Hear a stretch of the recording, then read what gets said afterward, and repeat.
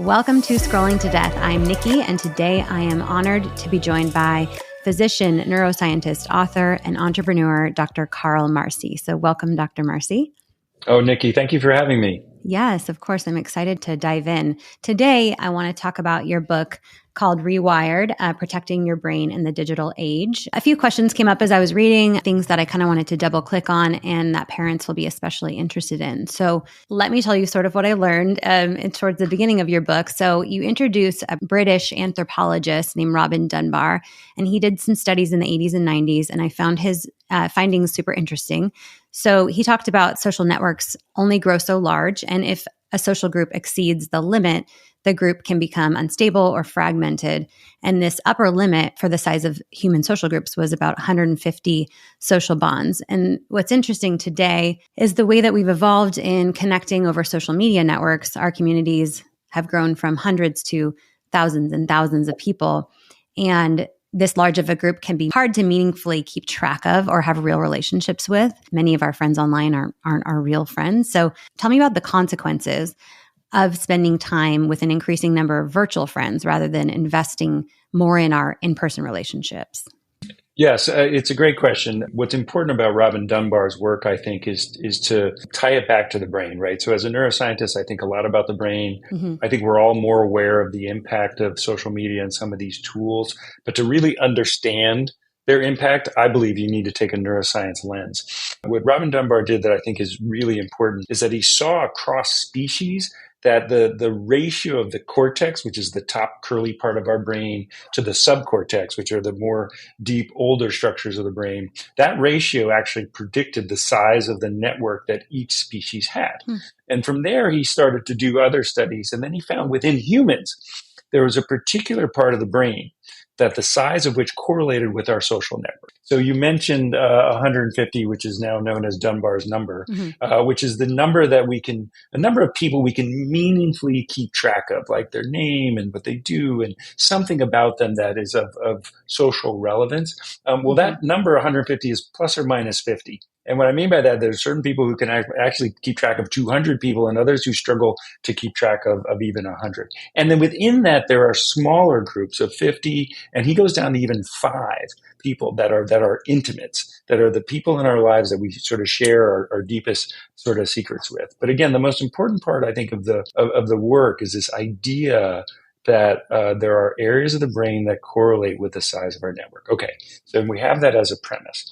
Well, point number 2 is, you said virtual friend, right? Well, so are these really friends if we are only communicating through screens that we never have face-to-face meetings with and that we really don't know much about them? Mm-hmm. The reason that matters is if you sort of go back to where we all began, the beginning at birth, we want to think about the human brain at birth is very unique. Human brain at birth, unlike other mammals, is only 10% developed.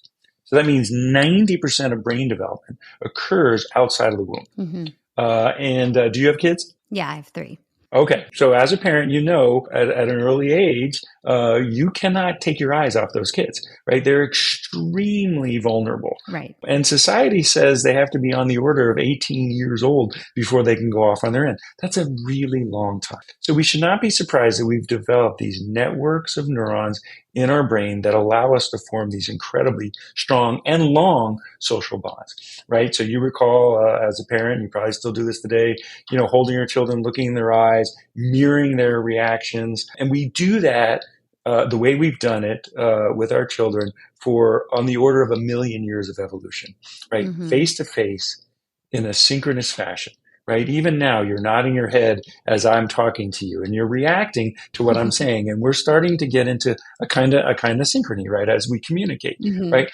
We can now measure that synchrony with physiologic tools, brain waves, and other technologies to show that people literally sync up. And that synchronization we have with our children and our friends and our loved ones actually helps us calm ourselves down, helps us self-regulate, helps us control our emotions, and for a child, helps them develop a healthy connection between their emotion centers of the brain and their prefrontal cortex, which is where executive function occurs. And I can talk a lot about the prefrontal cortex, but it's really important that your audience understands there's a fundamentally different experience we have face-to-face in the same room, not even the way we are here virtually, Right.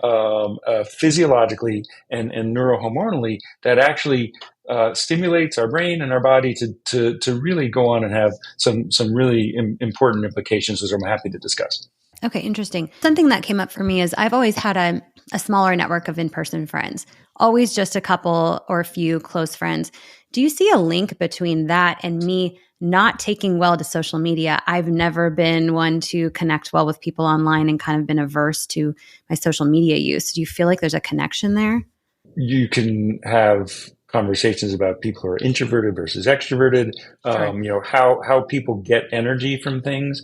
Hmm. I think is actually part of the problem, because more and more people confuse that sort of short, dopamine hit of a bunch of likes or watching TikTok and getting stimulated. They confuse that with the more complicated interaction of face-to-face intimacy. Hmm. And you, I'm guessing, were very fortunate to have loved ones around you as you grew up, and you learned that you value both on an emotional and an energetic level the connection between individuals and a smaller group of people and going deeper. Yeah. Some people like to have a slightly larger group and maybe spend different times and communicate in different ways with different people. But at the end of the day, the most important thing is that it's face to face. You mentioned the prefrontal cortex, and you reference in the book this area of the brain is the key to our humanity, which I feel like is super powerful. In that you mentioned that it's the most vulnerable to the impact of our changing media and technology behaviors.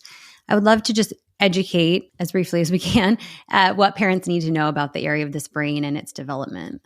Sure. So the prefrontal cortex sits behind our eye sockets and our forehead. Mm-hmm. It is by far the most highly evolved part of the brain. So it's what separates us from all the other mammals. There's evidence that suggests it's also what separated us from Neanderthals, and why, Mm-hmm. after cohabitating with them for about 10, 20,000 years, we ended up eliminating them from the planet. And it also is that part of the brain, a sub part of the prefrontal cortex, as I was mentioning earlier, is what correlates with our social networks.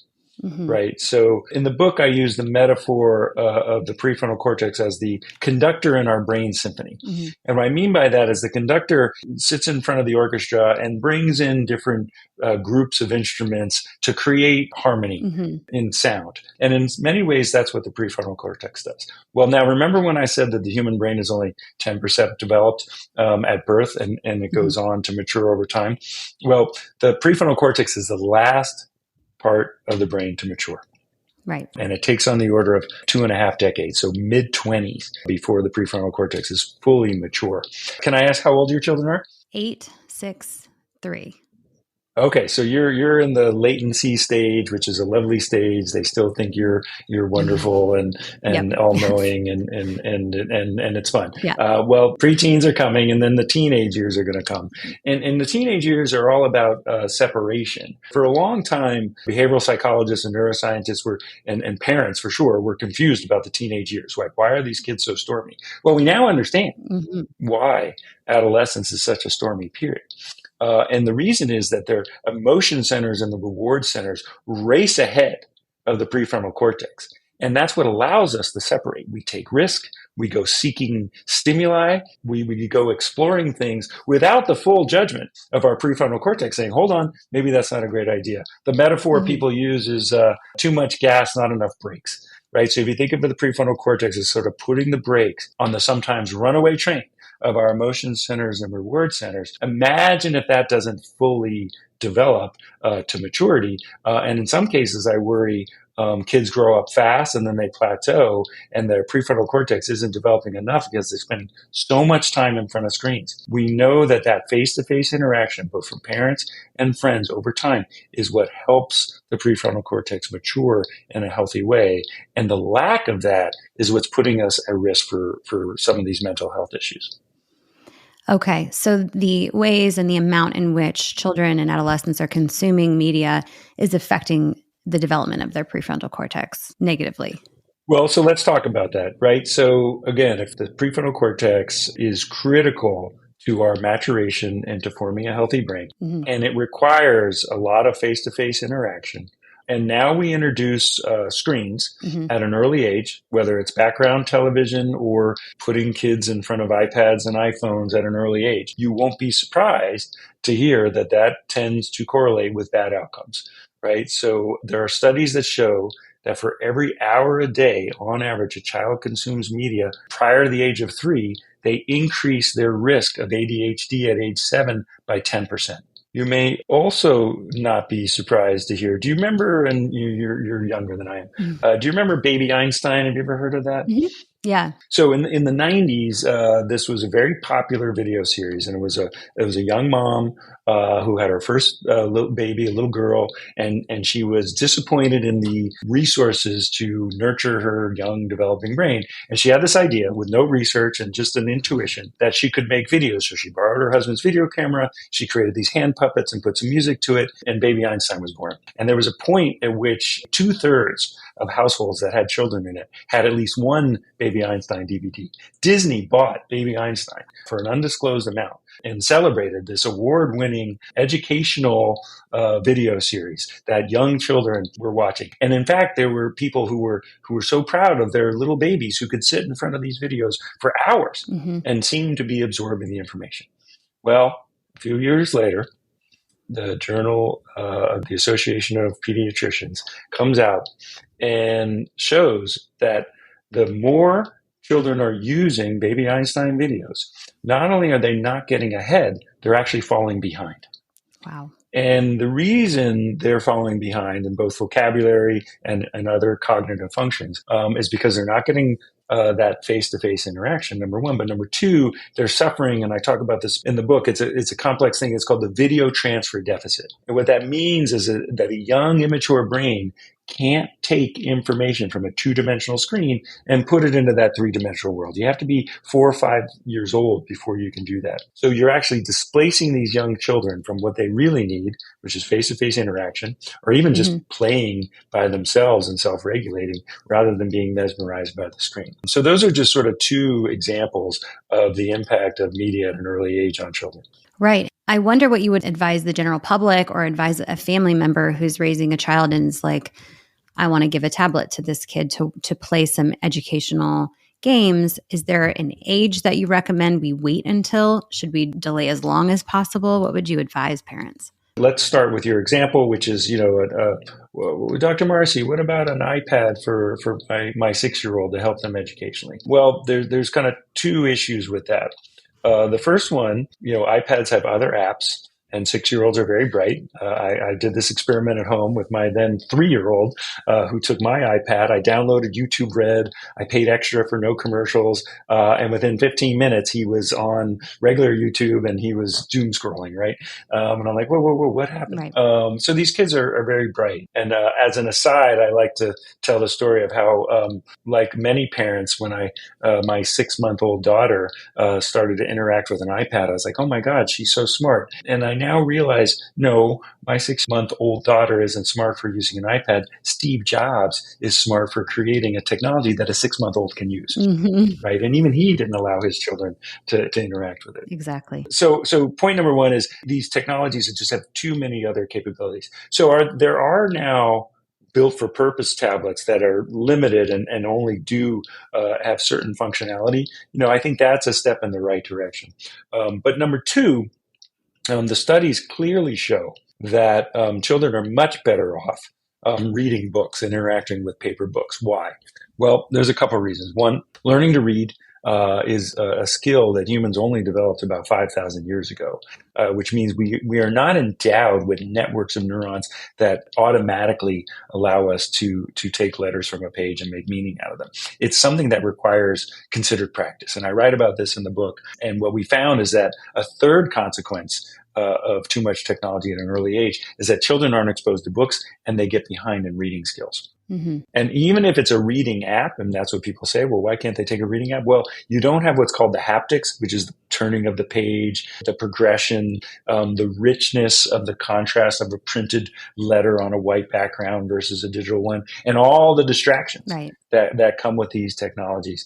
There are studies that show people are much better off with paper. And then thirdly, if you're going to use a technology to interact with your children, whether it's educational or not, the data is very clear. You want to sit with them. Mm-hmm. Right. Right. So even when my children are playing with computers or even consuming media on a large screen, I try to sit with them as much as possible. I want to talk about what they're watching. I want to monitor what they're doing. I want to see their interactions and be present with them. It's a much, much healthier way to do it. Now, I recognize that doesn't give parents the break they're looking for, and I'm sensitive to that. But really, to the extent that we can engage these technologies with our children, we can teach them along the way, and they're at far less risk for falling into some of the traps that are online.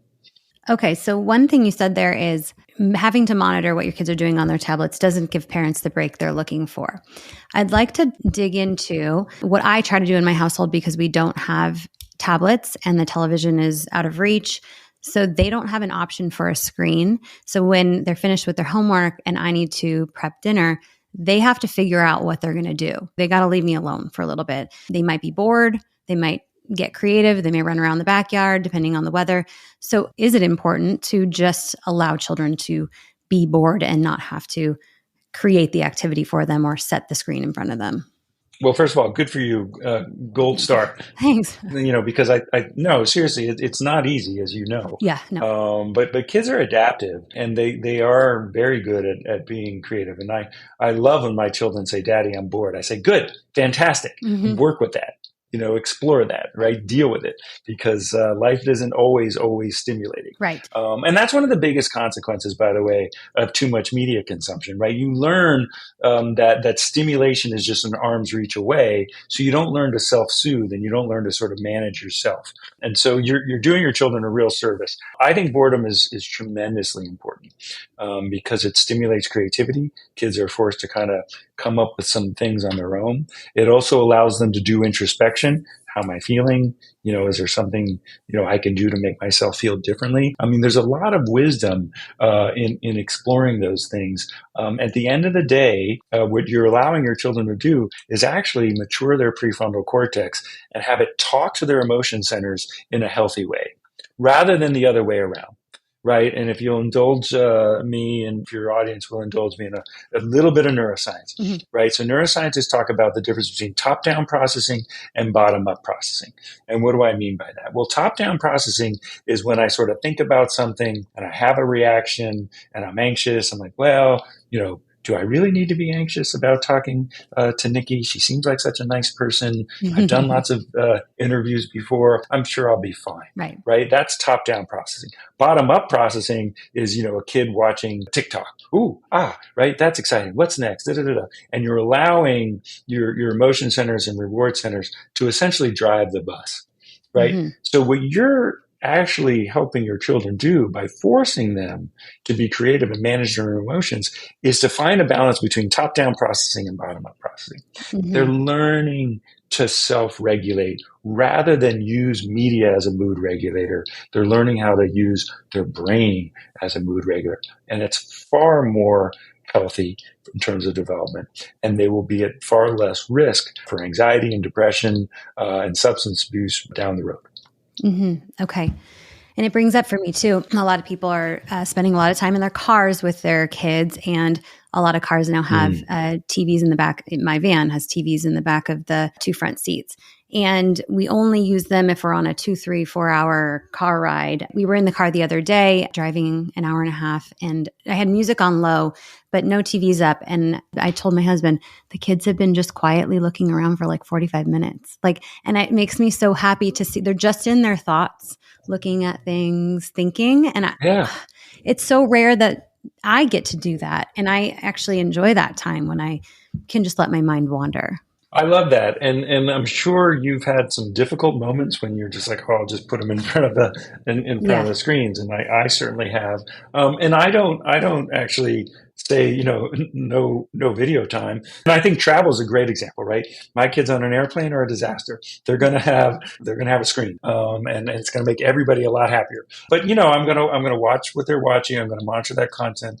I'm not going to give them full access to the internet, which is a whole different ball game. So yes, I think that's terrific. There's studies, and I cite some of these in the book, where young people today, teenagers, college kids, if you give them a choice between sitting still with no technology and no stimuli for 15 minutes or giving themselves an electric shock, right?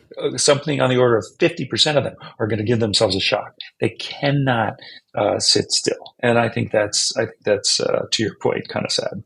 Yeah. What do you think about using tablets in educational settings? So at my kids' school in kindergarten, they're given their own iPad in class, and they use it throughout the day with different educational lessons. Is there any research around that, how that's affecting kids? I feel like they're giving them earlier than ever, these tablets in school. I think it's an area that's under-researched. I think there's more work that needs to be done. You can imagine big companies like Google and Apple and Microsoft are competing to get into classrooms as a new marketplace to sell their technologies and literally giving it away so that kids get hooked on these things. So we have to be very careful about some of the incentives behind these programs to put technology in the classroom. Yeah. That said, we have to be mindful that we live in a world where technology is a part of our productivity and are part of our daily lives. So I tell parents, like, look, you have to talk to your teachers and work with your school and see how they're using technology, because you can imagine there are very good uses of technology in the classroom and not so good ones. So I love when I hear stories of kids taking lessons on how to code. Right. So learning how to put the building blocks together for software and create their own tools. Right. One, it's a creative exercise. Two, there's a lot of logic involved. Three, they get to see that there is no Wizard of Oz behind the screen, that humans actually build these technologies and some thought goes behind them. Three, it takes a lot of effort to design things that are highly engaging. But that there are large companies using the same science I described in my book to get people hooked on screens. Their entire business model is designed to keep us engaged with these technologies. Exactly. We've been talking about one screen, but let's talk about the phenomenon of a second screen, which you talk about in your book, referring to simultaneously using a second screen while watching a first screen. So typically I find myself doing it. I'm watching a movie with the kids and I'm not that interested in the movie. So I'm also on my phone, but I'm sort of doing both. And I feel almost uncomfortable if I don't have my phone in the TV room and it's in the other room. I feel like I would almost be more comfortable with my phone with me. So what's happened to our brain and behaviors to cause us to not feel stimulated enough with just one screen? First of all, it starts with a habit, right? We've gotten used to having, the supercomputer in our pocket, just an arm's reach away. At the end of the day, we've all changed our habits and behaviors around these devices, and we've all become dependent on them to some degree. Like even my phone broke the other day, and I was without it, and it took a few hours for me to kind of calm down. Like the world's not going to end. Yes, there were real consequences to me not having it. Right, missed calls for work. I have patient responsibilities. We're highly dependent on these devices, which is why we feel anxious when we don't have them. That said, right, studies show, and I talk about some of these in the book. And one of my favorites is when you take undergraduates and you give them a math test, and you have three conditions. Right, first condition: leave the phone outside the room. Second condition: phone underneath the chair. Third condition: phone on the table upside down. Now, in all three conditions, the phone is off. Right, and they take the same test, and you randomize people to these three conditions, and the results are a step function. Right? So the further away the phone is from your mind and your mind's eye, the more you're able to concentrate and the better you do on that test. Okay, good. Right? And this is just an example of what we know from the multitasking literature. Study after study after study after study after study has definitively proven the brain is not good at doing two things at once. What we know is that when we try to do two things at once, two things happen. Processing speed goes down and error rate goes up, right? Sure. We process things slower and we make more mistakes. But yet we all do it, right? Why? Well, because this is one of the brain tricks, right? Our brain can be tricked, and that's because when we're doing more than one thing, it's very stimulating, and the brain likes to be stimulated. So we kid ourselves and say, "Oh, I must be more productive because I'm doing two things at once," even though you really are not. Mm-hmm. And so one of the real challenges for media multitasking, and media multitasking might be two screens, like you're watching TV, you got your phone, or it might be like looking at your phone while you're talking to your kid, right? You're multitasking. You're trying to communicate with your child, but you're actually reading a text or an email, right? Same challenge. But the problem is we develop these habits in one environment, we transform them into another. And this is where, when I talk about in the book that tragically in 2016 was the first year in 40 years that death per mile driving went up. And there's no question that smartphone use in cars is contributing to some really scary outcomes. And it's because, we're sitting there, we're bored driving, and then we get a little text ring or app ping, and the habit of picking up is just too strong. And that can lead to, in that case, deadly consequences. So as hard as it is, my first recommendation in the book, and there's 10 of them at the end, is to embrace monotasking if you really want to get some work done. I love monotasking. I love that term. And think about how your kids are watching you too. I think that, it might be uncomfortable for you to have your phone in another room, but you're showing your kids how they're going to one day act with their technologies. And this is an important lesson. They mirror us for better and for worse. Yeah. Right. They're looking to caregivers as role models, and so they're gonna copy our bad habits as well as our good habits. Right. Similar discussion with background screens. So I know a lot of families that have news on in the background at all times, or sports on in the background on the television at all times. Yeah. What should parents know about what could happen when you have those background screens on all the time? Should we be avoiding this? Yeah, I was surprised to see that there's actually a literature on this, and you take young children and you give them toys in a lab, and you monitor how they interact with that toy, and then you take the same kids and you randomize them in a controlled way with a thoughtful experimental design. And in one condition, there's a TV on in the background. I think the study I quote in the book was playing Jeopardy, not child oriented, but just merely having a TV on with adult content. The kids are looking at it, they're orienting to it, and it's pulling them away from the time they're spending with that toy.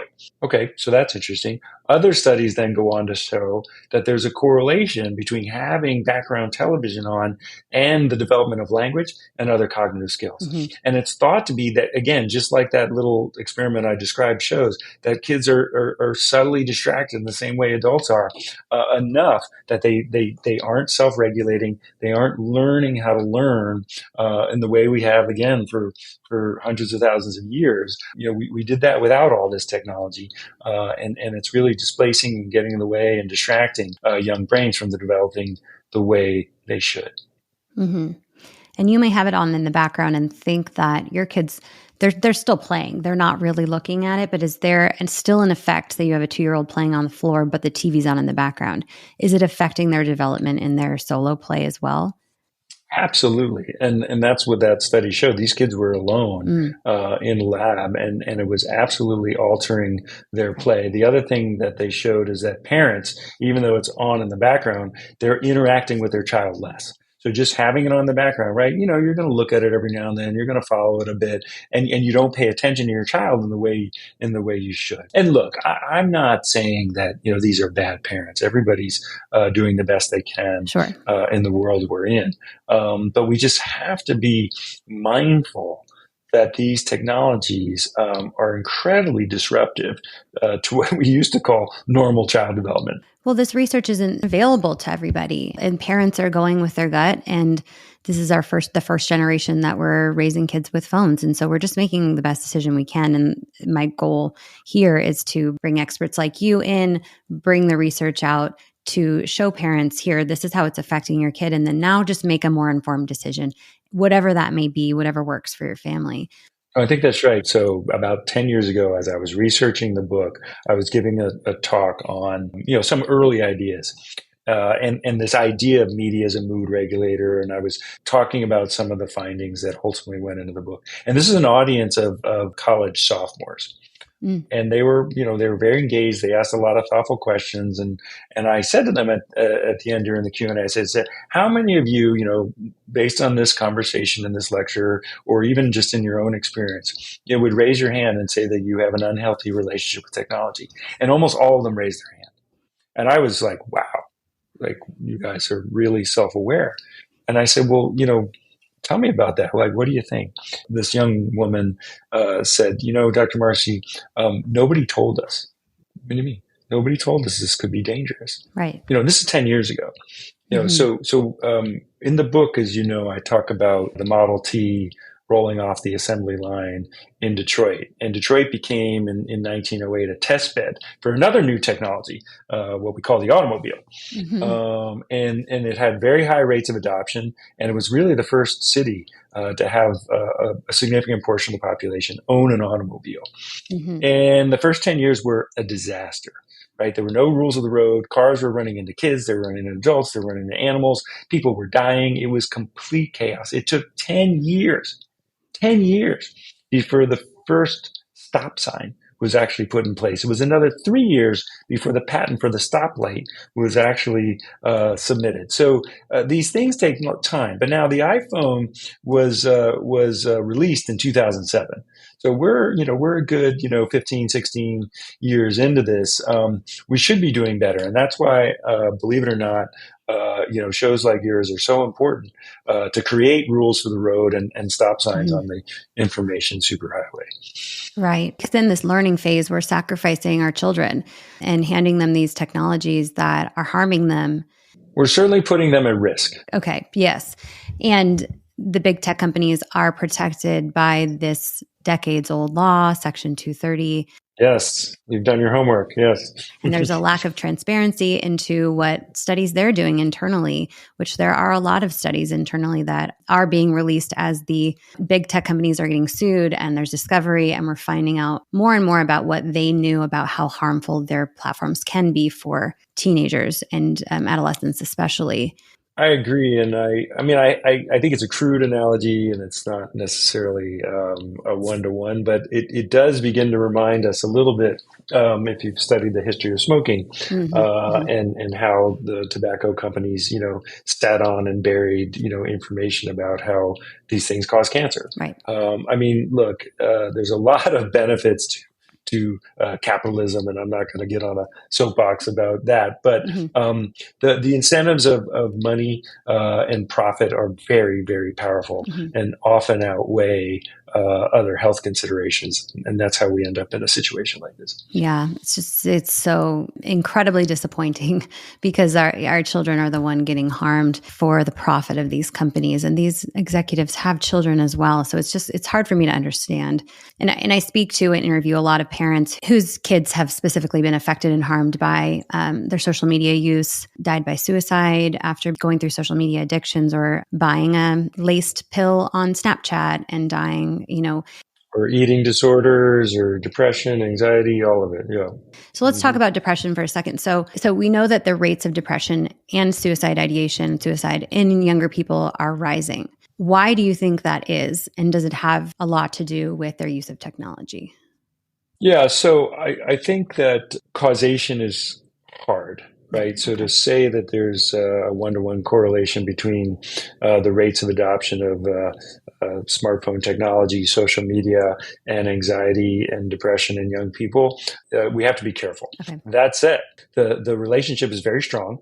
And while there have been a number of studies that look directly at the use of social media and different things like well-being, depressed mood, anxiety, the effects are actually a bit mixed. So it's hard to say for sure that there's a direct causal relationship. But I will say this, and people don't point this out. But when you look at the social media and mental health literature, there's definitely a fair amount of studies suggesting a negative relationship, and I talk about those in the book. But not a single study shows that heavy use of social media correlates with an increase in well-being or an increase in happiness. Sure. Right? In fact, most of the conversation is how much of a role does it play in depression and decreasing well-being? Mm-hmm. Well, then why the heck are we spending so much time doing this? Mm-hmm. Right? Okay, well, guess what? It starts to get into a conversation about reward centers, the dopamine hit, the habitual nature of things, and an unhealthy relationship with the technology. I go out of my way to be very careful about the distinction between habits and addiction in the book. Mm-hmm. Right? Because, we've all formed new habits around technology, Mm-hmm. but to say that everyone's addicted, says everything and nothing at all. Right. Right. So we have to be very careful about that. And there's no doubt that there are people who are severely addicted, and there's whole centers of gaming addiction and internet addiction and online shopping addiction Mm-hmm. that are emerging. Mm-hmm. But there's this gray space in between, right, where people have a habit that's bordering on unhealthy, are spending too much time using media as a mood regulator, pretending they have friends, ruminating too much, getting into content that is starting to influence them in a negative way, Mm-hmm. that we all have to be mindful about. Mm-hmm. And I think that there's no question that less is more, and that people have to be very careful. If you'll indulge me, give you one story about a direct causation between social media and the brain. Okay. You want to hear about it? Yes, definitely. So in the middle of the pandemic, a Wall Street Journal reporter reached out and wanted to interview me. And in the preparation for that interview, she mentioned wanting to talk about TikTok ticks. I said, what's a TikTok tick? Mm-hmm. Never heard of it. Mm-hmm. And she said, oh, it's this phenomenon that's occurring. So I said, oh, I got to look this up. This sounds interesting. So I started to research it in preparation for this interview, and I was amazed at what I found. If you think about Tourette's or tic disorder, mm-hmm. which has been well documented in the medical literature for over 100 years, mm-hmm. Classically, it's young children, 3 to 5 years old, males more than females, and each tic is unique. It's unique to that child. Okay. Well, during the pandemic, there started to be reports of a tic disorder in older children, teenagers, females, not males, and they had similar tics. Really? And they started to wonder what's going on here. Yeah. Well, guess what? Those tics actually mirrored some of the more popular TikTok videos, that they were actually internalizing them. And if you want to surprise yourself, your listeners want to surprise yourself, just put TikTok tick in the search engine of YouTube and see what you see. It's absolutely extraordinary. So what I found, as sad as this story is, very gratifying, mm-hmm. is that this is the smoking gun. Right, there is a direct relationship, right, between the use of a type of social media platform and rewiring the brain to a point where some of these kids couldn't get their hair cut because their heads were so taken over by these tics, and they have to do a deprivation. You have to get off the platform for a series of weeks and months in order for this to go away, and it's incredibly powerful, and it needs to be a cautionary tale. I think of where all this can go. Mm-hmm. And do you feel like we're getting more and more research and more studies around this, if there is more connections between social media use and mental health for younger people? Yeah, so let's talk about the good news, right? So the good news is shows like yours, books like mine, we like to think that we're contributing. There is now groups. I'm an advisor to the Digital Wellness Institute. Okay. So this is a group that's actually training people to go into schools and into corporations and educate whole populations about everything we're talking about. And they're doing such a terrific job with the science. As you mentioned, there are child advocacy groups lobbying Congress and fighting against these big corporations to get them to take responsibility for some of the damage mm-hmm. That's been caused. And there's really a growing awareness. Yep.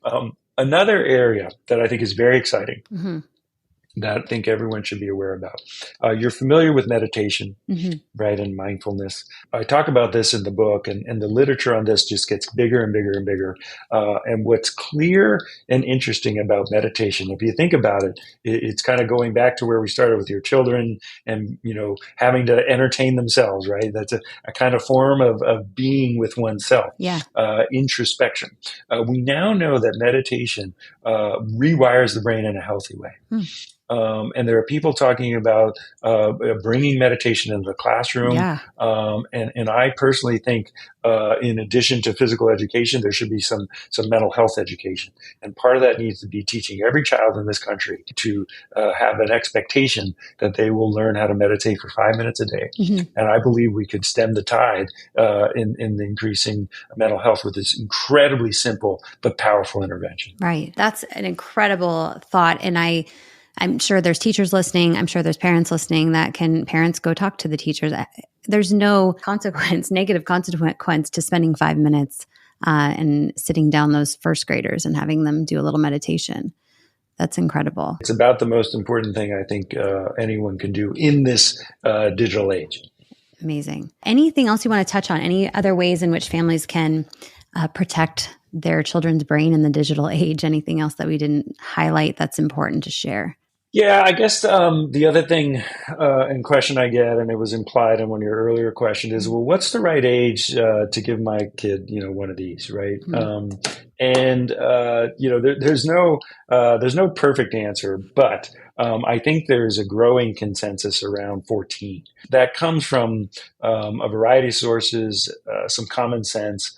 But what I tell parents, and I would tell your audience, is, we don't let children drive an automobile until they're 16 years of age.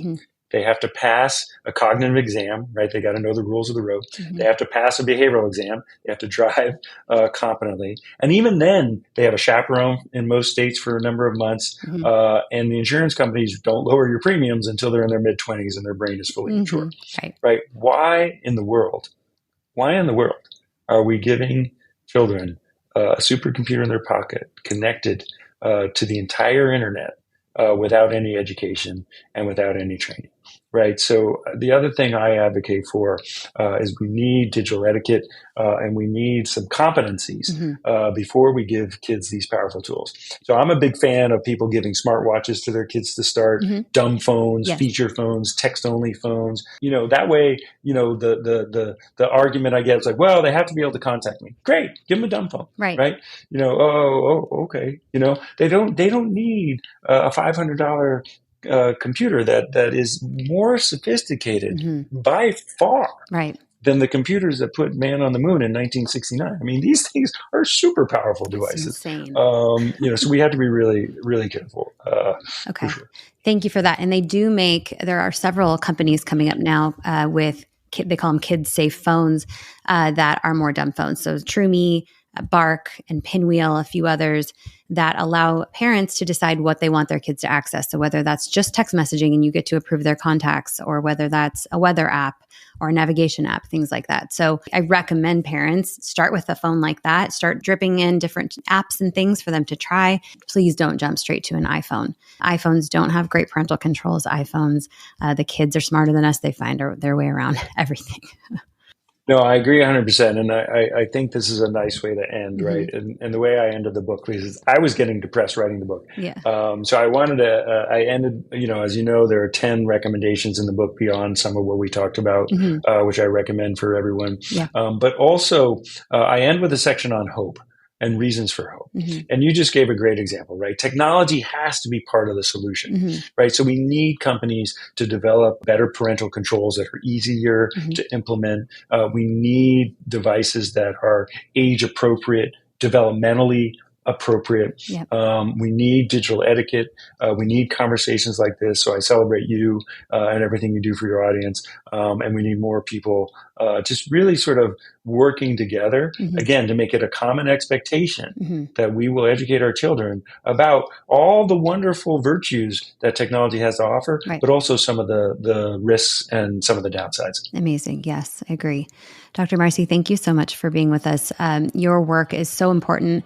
And on behalf of parents, we're grateful that we have experts in the field studying our kids, studying society, studying technology so that we can make more informed decisions and better support our kids' development. So thank you again for being here. My pleasure. And to the listeners, thank you guys for being here as well. If you have any questions for me or Dr. Marci, please reach out.